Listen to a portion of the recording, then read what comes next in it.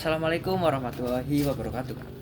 Selamat pagi dan juri yang terhormat, rekan-rekan dari tim Pro, serta para hadirin yang sedang menyaksikan debat pada hari ini. Sebelumnya, izin memperkenalkan diri. Saya, Zikri Firdaus Maes, sebagai pembicara pertama dari tim Kontra. Hari ini kita berdiri di atas sebuah mosi yang menyentuh jantung stabilitas sebuah bangsa.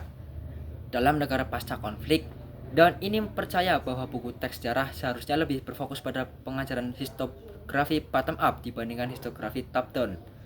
Kami dari tim Kontra dengan keyakinan penuh menyatakan menolak mosi ini. Sebelum melangkah lebih jauh, mari kita perjelas medan tempur kita. Historiografi top down adalah narasi sejarah yang berfokus pada pembentukan institusi, struktur negara, kepemimpinan nasional, dan perjanjian formal. Ini adalah sejarah yang membangun titik temu bagi seluruh warga negara. Sebaliknya, historiografi bottom up berfokus pada narasi mikro berpengalaman kelompok marginal dan memori kolektif individu di akar rumput. Dalam kondisi pasca konflik, di mana institusi masih rapuh, trauma masih segar, dan ancaman disintegrasi nyata, tugas utama pendidikan sejarah bukanlah untuk membaca perbedaan persepsi di tingkat individu, melainkan untuk membangun kembali fondasi identitas nasional yang tunggal dan kokoh. Fokus berlebih pada narasi bottom up di buku teks sekolah justru akan menginstitusionalisasikan fragmentasi dan memperpanjang masa hidup kebencian sektarian. Argumen pertama kami berfokus pada bahaya fragmentasi sosial. Negara pasca konflik, baik itu pasca perang saudara atau kolonialisme, biasanya menderita krisis identitas. Masyarakat terbelah menjadi faksi-faksi yang saling curiga.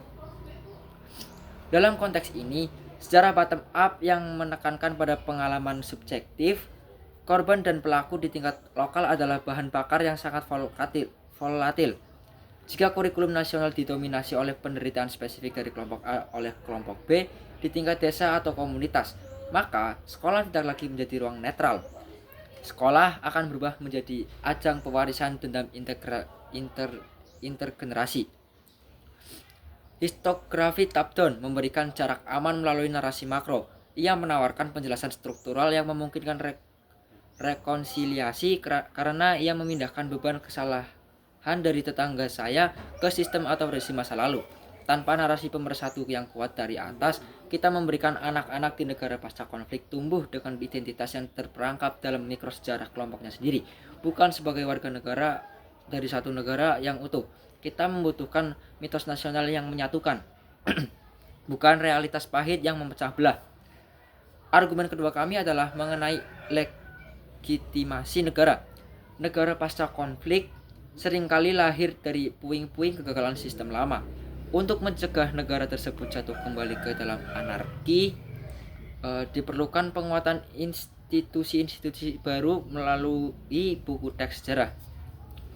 Buku teks sejarah yang bersifat top-down berfungsi untuk mengajarkan siswa tentang nilai-nilai konstitusi, fungsi lembaga negara, dan sejarah perjuangan bersama dalam membangun kedaulatan. Ini menciptakan rasa memiliki terhadap negara, sense of belonging.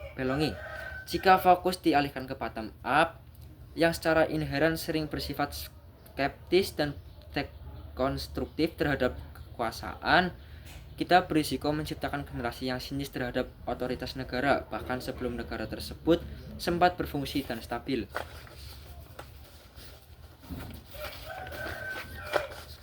Secara pedagogis, siswa pada tingkat sekolah dasar dan menengah membutuhkan kerangka kerja yang jelas untuk memahami dunia mereka. Sejarah top-down menyediakan kronologi, sebab akibat yang sistematis, dan pemahaman tentang tata kelola. Memaksa mereka mendalami kompleksitas memori kolektif yang saling bertentangan. Ciri khas bottom up hanya akan menimbulkan kebingungan kognitif dan ketidakpastian identitas, yang pada gilirannya melemahkan stabilitas nasional dalam jangka panjang. Dewan juri yang terhormat, memprioritaskan historiografi bottom up adalah kemewahan bagi negara-negara yang sudah stabil secara demokratis, bukan bagi negara yang sedang berjuang untuk tetap bertahan hidup pasca konflik. Kami tidak mengatakan narasi rakyat tidak penting, namun dalam buku teks nasional, prioritas harus diberikan pada persatuan, Posisi kami diperkuat oleh landasan identitas yang pasti. Yang pertama, Ernest Renan pada tahun 1882. Quest C. Quene Nation. Apa itu bangsa? Renan berpendapat bahwa pembentukan bangsa membutuhkan tindakan melupakan, forgetting kolektif, menonjolkan luka-luka individu secara detail. Bottom up menghalangi proses lupa yang diperlukan untuk memulai lembaran baru sebagai satu bangsa. Yang kedua, Benedict Anderson, Imagined Communities. Negara adalah komunitas yang dibayangkan. Imajinasi ini dibangun melalui media massa dan pendidikan sejarah yang seragam. Top-down untuk menciptakan persaudaraan horizontal di tengah perbedaan latar belakang. Eric Hobsbawm, The Invention of Tradition. Negara-negara baru membutuhkan tradisi yang diciptakan. Untuk menciptakan loyalitas warga negara, narasi top-down adalah alat utama dalam menciptakan tradisi pemersatu tersebut. Francis Fukuyama, Identity. Fukuyama menekankan bahwa tanpa identitas nasional yang kuat yang dibangun melalui narasi sejarah negara, sebuah negara akan rentan terhadap politik identitas yang merusak kohesi sosial. Oleh karena itu, demi mencegah konflik ini berulang, menjamin stabilitas institusi, dan membangun identitas nasional yang tangguh, kami